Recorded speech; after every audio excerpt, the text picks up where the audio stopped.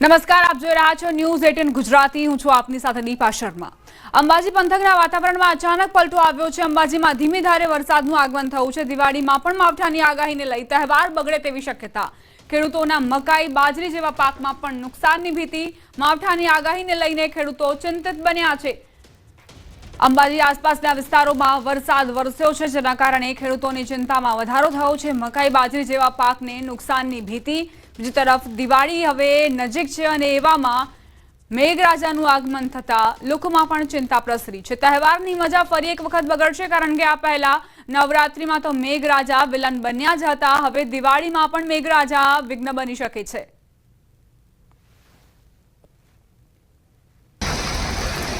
જે રીતે આ વખતે નવરાત્રીમાં ગુજરાતના ઠેર ઠેર ગરબા મંડળોમાં જે વરસાદ પડ્યા હતા અને વરસાદને લઈ અને નવરાત્રી બગડી હતી અને આ નવરાત્રી પૂર્ણ થયા બાદ ફરી એકવાર અંબાજી પંથકમાં છે વરસાદની જે ધીમી ધારે શરૂઆત થવા પામી છે અને આ વરસાદના પગલે ચોક્કસપણે ઠંડક જોવા મળી રહી છે। પણ ક્યાંક ને ક્યાંક ખેડૂતોનો પાક છે, બાજરીનો પાક છે, મકાઈનો પાક છે, હાલ જે ખેતરોમાં લચી રહ્યો છે એ પાક બગડવાની પણ ક્યાંક ને ક્યાંક ખેડૂતોમાં ભીતિ સેવાઈ રહી છે। અને હજી જે રીતે દિવાળીમાં પણ જે માવઠાની આગાહી કરવામાં આવી રહી છે, જે રીતે તેને લઈ અને દિવાળીમાં પણ જે ખેડૂતોનો જે ઉત્સાહ છે અને વેપારીઓનો જે ઉત્સાહ છે વેપારનો, એ પણ ક્યાંક ને ક્યાંક રોળાઈ શકે તેવી પરિસ્થિતિ આજના આ વરસાદને જોતા લાગી રહ્યું છે। મહેન્દ્ર અગ્રવાલ, ન્યૂઝ 18 ગુજરાતી, અંબાજી। વાવાઝોડા અંગે અત્યાર સુધીના સૌથી મોટા સમાચાર। વાવાઝોડું શક્તિ વધુ મજબૂત બન્યું। 6 ઓક્ટોબરે વાવાઝોડું શક્તિ યુ-ટર્ન લેશે। વાવાઝોડું ગુજરાત તરફ વળાંક લેશે। 8-9 ઓક્ટોબરે કેટલાક ભાગમાં ભારે વરસાદ થવાની સંભાવના। 8 ઓક્ટોબરે દ્વારકા, જામનગર, પોરબંદર માટે આગાહી। 8મીએ સુરત, વલસાડ, નવસારીમાં ભારે વરસાદ વરસી શકે। 9મીએ વલસાડ, દમણ, દાદરાનગર હવેલી માટે આગાહી કરાઈ છે। વાવાઝોડાથી ગુજરાત પર ખૂબ ઓછી અસર થશે, ડરવાની જરૂર નથી। અસર ઓછી થશે। 40થી 55 કિલોમીટર સુધીનો પવન ફૂંકાઈ શકે છે। માછીમારોને દરિયો ન ખેડવાની તાકીદ કરાઈ છે। अगले 5 तारीख तक सेम मूवमेंट रहेगा और 6 तारीख मॉर्निंग में ये रिकर्व होगा, मतलब वो फिर से मुड़ेगा और वापिस इसका जो मूवमेंट होगा वो ऑलमोस्ट जो है ईस्ट नॉर्थ ईस्ट वर्ड जो है मूवमेंट आएगा और ये गुजरात की तरफ थोड़ा मूवमेंट करेगा। लेकिन इससे पैनिक होने की आवश्यकता नहीं है, क्योंकि इसका जो है इम्पैक्ट गुजरात के ऊपर बहुत कम देखने को मिलेगा। उसमें 8 तारीख को जो है गुजरात के कुछ हिस्सों में जो है एक आध जगह जो है हैवी रेनफॉल देखने को मिल सकता है रिकवर के बाद, जिसमें मुख्य तौर पे सौराष्ट्र के द्वारका, जामनगर, पोरबंदर जो डिस्ट्रिक्ट हैं, इसमें एक आध जगह जो है बारिश हो सकती है। साथ ही साथ साउथ गुजरात के कुछ डिस्ट्रिक्ट जिसमें नवसारी, वलसाड़, सूरत, दमन, दादरा नगर हवेली, एक आध जगह यहाँ भी जो है हैवी रेनफॉल हो सकता है।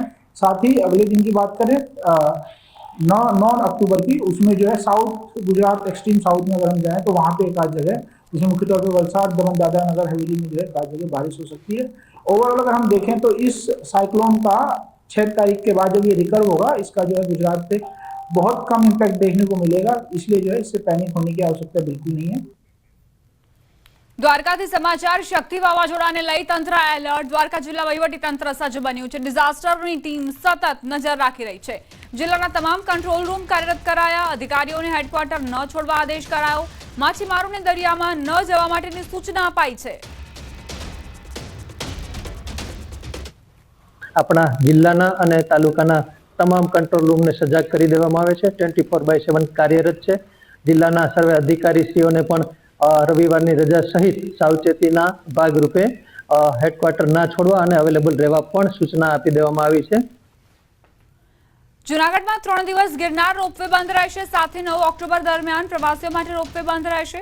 મેન્ટેનન્સની કામગીરીને લઈને નિર્ણય લેવાયો। 3 દિવસ દરમિયાન મેન્ટેનન્સની કામગીરી કરાશે।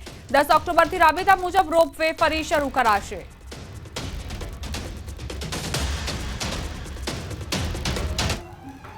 સમાચારોમાં આગળ વધીએ। બનાસકાંઠાથી સમાચાર। પેપર ફેક્ટરીમાં આગની ઘટના બની। ઉમા પેપર પ્રોડક્ટ નામની ફેક્ટરીમાં આગ લાગી છે। શોર્ટ સર્કિટના કારણે આગ લાગી હોવાનું અનુમાન। ફેક્ટરીમાં કામ કરતા 10 લોકોનો આબાદ બચાવ થયો। ફાયર બ્રિગેડે આગ પર કાબુ મેળવ્યો।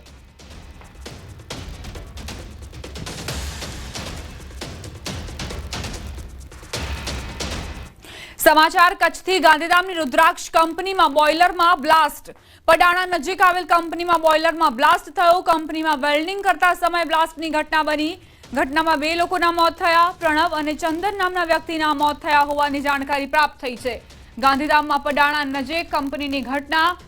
અહીં વેલ્ડિંગ કરતા સમયે બ્લાસ્ટની ઘટના બની છે. દુર્ઘટનામાં 2 વ્યક્તિઓના કમકમાટી ભર્યા મોત નિપજ્યા. રુદ્રાક્ષ કંપનીમાં બોઇલરમાં બ્લાસ્ટ થયો છે, જે બાદ અફરાતફરીનો માહોલ સર્જાયો હતો. પ્રણવ અને ચંદન નામના 2 વ્યક્તિ જેઓ કામગીરી કરી રહ્યા હતા તે દરમિયાન તેઓ આ બ્લાસ્ટના કારણે ભોગ બન્યા છે. ગાંધીધામની રુદ્રાક્ષ કંપનીમાં આ દુર્ઘટના બની. આખરે કયા કારણોસર બ્લાસ્ટ થયો તે હજુ જાણી નથી શકાયું. 2 વ્યક્તિઓ જેમના મોત થયા છે તેમના પરિવારને જાણ કરવામાં આવી છે. પરિવારમાં ગમગીનીનો માહોલ જોવા મળી રહ્યો છે. બંને વ્યક્તિઓ વેલ્ડિંગ કરતા સમયે બ્લાસ્ટના કારણે ભોગ બન્યા છે. બંનેના મોત નિપજ્યા છે. આસપાસના વિસ્તારમાં પણ અફરાતફરી મચી હતી. આસપાસ જે વ્યક્તિઓ હાજર હતા તેમને પણ આ બ્લાસ્ટનો અવાજ સંભળાયો હતો. ગાંધીધામની આ રુદ્રાક્ષ કંપની, જેમાં આખરે કયા કારણોસર બ્લાસ્ટ થયો છે તે હજુ જાણી નથી શકાયું. સંવાદદાતા મેહુલ જોડાઈ ગયા છે વધુ જાણકારી સાથે. મેહુલ, શું ઘટનાક્રમ, કેટલા લોકોના દુર્ઘટનામાં ભોગ લેવાયા છે? જી, ચોક્કસથી વાત કરી તો ગાંધીધામના પડાણા નજીક આવેલી જે રુદ્રાક્ષ કંપની છે તેમાં બોઇલર ફાટતા છે તે બ્લાસ્ટ થયો હતો. કંપનીમાં વેલ્ડિંગનું જ્યારે કામગીરી હાલતી હતી તે સમયે આ બ્લાસ્ટની ઘટના છે તે સમગ્ર બની હતી. ઘટનામાં 2 લોકોના મોત થયા હતા. પ્રણવ અને ચંદન નામના જે 2 વ્યક્તિ છે તેઓના મોત થયા હતા અને તેઓને બાદમાં જે આદિપુરની હોસ્પિટલ છે તેમાં ખસેડવામાં આવ્યા હતા અને આગળની કાર્યવાહી હાથ ધરવામાં આવી હતી. જી, આભાર મેહુલ જાણકારી આપવા માટે. ખેડા નગરપાલિકામાં નકલી આકારણી કાઢવાના કૌભાંડનો પર્દાફાશ થયો. વચેટિયાઓ દ્વારા નકલી આકારણી કાઢી આપવાનો ખુલાસો. વચેટિયાએ 25,000ની એક એમ 75,000ની 3 આકારણી કાઢી આપી હોવાનો દાવો કરાયો છે. અરજદારોએ આ દાવો કર્યો. ઘટનાની વાત કરીએ તો અરજદારે પોતાના ગેરેજની જગ્યા માટે આકારણીની અરજી કરી હતી. હાર્દિક નામનો એક વ્યક્તિ અરજદાર પાસે આવ્યો હતો અને તેણે અરજદારને આકારણી કઢાવવી હોય તો હું કઢાવી આપીશ તેમ કહીને 3 આકારણીના 75,000 રૂપિયા લીધા હતા. જે બાદ 3 મહિના પછી અરજદાર નગરપાલિકામાં આકારણીનો વેરો ભરવા માટે ગયા હતા. પાલિકામાં આકારણીનું કોઈ રજીસ્ટર ન હોવાનું સામે આવતા અરજદારે પોલીસ સ્ટેશનમાં અરજી કરી. નગરપાલિકાના સ્ટેમ્પનો ઉપયોગ થયો હોવા છતાં કોઈ પગલાં ન ભરતા અનેક સવાલ ઉઠી રહ્યા છે. સમગ્ર મામલે ન્યૂઝ 18 ગુજરાતીએ ચીફ ઓફિસરનો સંપર્ક કર્યો, પરંતુ તેમણે ફોન રિસીવ કરવાનું ટાળ્યું. આકારણી હવે હું 3 મહિના પછી એ લઈને ગયો નગરપાલિકામાં. મારે મીટર લેવું હતું તો ગ્રીડવાળાએ ના પાડી કે આ વેરા પાવતી લેતા હો, અને હું લઈને ગયો વેરા પાવતી લેવા ગયો તો નગરપાલિકામાં જે વેરા પાવતી હું વેરો ભરવા ગયો તો એ ભાઈ પ્રિયસ રાણાએ ભાઈ જાતે ના પાડી કે આનો કોઈ વેરો કોઈ આકારણી એની કોઈ ઓનલાઈન બોલતી છે નહીં. અત્યારે અમે 10-15 દિવસથી પોલીસ ફરિયાદ આપેલી છે અને નગરપાલિકાના કર્મચારી વિરુદ્ધ આપેલી છે અને હાર્દિકભાઈ પટેલ જે અમારી જોડે આવ્યો હતો પૈસા લેવા માટે અને આકારણી આપવા માટે, એ ભાઈની બી ફરિયાદ લખાયેલ છે. 10 દિવસથી આ વસ્તુ ચાલી રહી છે અને કોઈ જવાબ આવતું નથી. નગરપાલિકામાંથી આપે છે કે ના એ લોકો કબૂલવા રાજી છે. હું એ ભાઈ જોડે ગયો ને ભાઈ આકારણી માટે રાજી થયો અને પછી મેં એ ભાઈને આકારણી લાવીને એમના કયા પર લાવીને એમને આપી અને એ પૈસાનું ટ્રાન્ઝેક્શન મને શોએબભાઈ મારા ખાતામાં કર્યું અને ખાતાનું સંપૂર્ણ ટ્રાન્ઝેક્શન મેં શંકરભાઈ ઉર્ફે ભૂપેન્દ્રભાઈ અર્જુનસિંહ ગોહિલ એમના ખાતામાં ટોટલી બધું ટ્રાન્ઝેક્શન કરેલું હતું અને એ ખાતાનું અત્યારે મેં બધું પોલીસ સ્ટેશનમાં અરજી સાથે મેં આપેલું છે. સાબરકાંઠા જિલ્લામાં વધુ એક પોન્ઝી સ્કીમનું કૌભાંડ સામે આવ્યું છે. હિંમતનગર ખાતે એઆર કન્સલ્ટન્સી નામની પેઢીના સંચાલકોએ કૌભાંડ આચર્યું. રોકાણકારોને 3 થી 10% સુધીના ઊંચા વળતરની લોભામણી લાલચ આપી હતી. 10 થી વધુ લોકોએ 3 કરોડ 42 લાખ રૂપિયા જેટલી મૂડી રોકાણ કરી હતી. વળતર ન ચૂકવાતા રોકાણકારોએ પોલીસ સ્ટેશન ખાતે લિખિત ફરિયાદ નોંધાવી છે. ફરિયાદના આધારે એઆર કન્સલ્ટન્સીમાંથી મહત્વના દસ્તાવેજો કબજે કરી પોલીસે તપાસ શરૂ કરી. એક ફરિયાદી અને 10 જેટલા સાક્ષી પાસેથી પણ પોલીસે પુરાવાઓ એકઠા કર્યા. રોકાણકારોને પેઢીના સંચાલકો અને એમના એજન્ટો દ્વારા ફોરેક્સ ટ્રેડિંગ કરતા હોવાનું અને તેમાં અનેક ગણું વળતર મળતું હોવાની લોભામણી વાતો કરી રોકાણ કરાવતા હતા. રોકાણકારો પાસેથી અલગ અલગ રકમનું રોકાણ કરાવી 11 માસથી વળતર કે મૂડી પરત ન કરતા હવે પોલીસ ફરિયાદ નોંધાઈ છે. અજય મકવાણા, રાજુસિંહ મકવાણા અને વનરાજ ઝાલા સામે ફરિયાદ નોંધાઈ છે.